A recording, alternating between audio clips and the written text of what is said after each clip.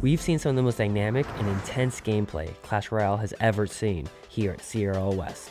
The competition has proven to be extremely fierce, and as we get closer to the playoffs, we thought it would be good to analyze and break down our top 5 favorite plays of Week 4. The first match that we're going to be looking at today is between Thunderstruck of NRG against Sergio Ramos of SK Gaming. Sergio Ramos is playing the infamous Goblin Giant Sparky deck that has been doing so well in CRL West. This match perfectly showcases exactly what makes this deck so deadly. Thunderstruck is playing a P.E.K.K.A. Bridge spam deck, and we can see he has 2 ways of resetting the Sparky, with not only Zap, but the E-Wiz as well. Thunderstruck is able to easily mitigate the destructive power of the Sparky by playing his E-Wiz right on top of the Sparky as it crosses the bridge. Sergio Ramos acknowledges this and changes his strategy. He knows that Thunderstruck has to drop the E-Wiz right on top of the Sparky, or else Sparky will outrange the E-Wiz. Knowing this, Sergio Ramos plays his Dark Prince in the back as the little Sparky that could approaches the bridge. He then supports the Sparky with a Mega Minion so that Thunderstruck's E-Wiz can't reset the Dark Prince's charge. Because of that play, Sergio Ramos begins to overwhelm Thunderstruck.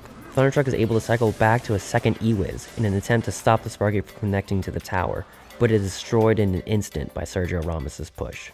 The Sparky that could is able to live to the very end of the match, landing the decisive blast under Thunderstruck's tower. The next play we're going to be analyzing is between Surgical Goblin of Team Liquid versus Razor of Complexity.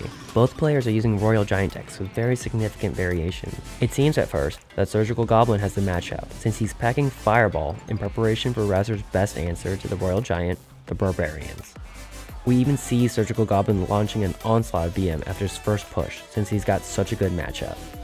The tables turn, however, when Razor is able to keep his E-Wiz alive behind his own Royal Giant using a Barbarian Barrel. The E-Wiz then targets Surgical Goblin's Princess Tower, redirecting the tower onto the Barbarian that saved its life, allowing the Royal Giant to get a few extra shots.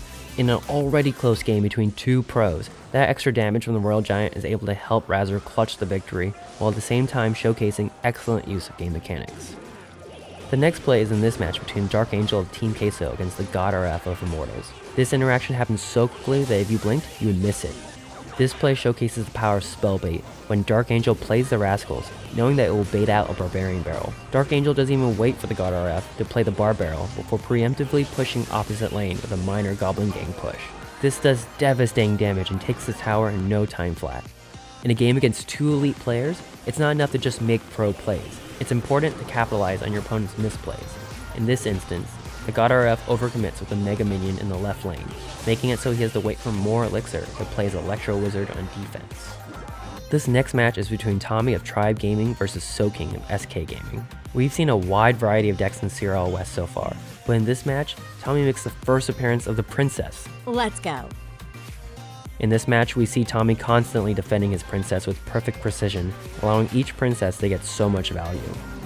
Soking's only immediate answer to kill the Princess is poison, and so Tommy is able to use his troops to redirect attacks, allowing the Princess to get more and more value out of every shot. Tommy is eventually able to take out Soking with one final Princess shot after playing a perfect game. The last match we're going to be looking at is a 2v2 match between Complexity and Pain Gaming. In the first half of regular time, Pain Gaming has a huge lead in tower damage. In a single interaction, Complexity showed the amazing synergy between Lava Hound, Lumberjack, and Miner, and turned the game around. Right before the Lava Hound is about to die, Complexity sends in a Lumberjack. Lumberjack briefly tanks for the pups, and after dying, spills rage for the barely alive lava pups to soak up. Complexity then sends in a well-timed Miner to tank for the pups, dealing massive damage.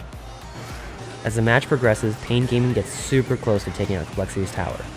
Complexity repeats a similar interaction a second time, and is able to steal the victory from right underneath Pain Gaming's feet. So what did you think of the gameplay so far of CRL West? Is there a particular play that you also thought was mind-blowing? Hopefully you were able to learn something new from today's video. And you can join us on stream on Wednesdays, Saturdays, and Sundays as we get closer and closer to the playoffs of CRL West.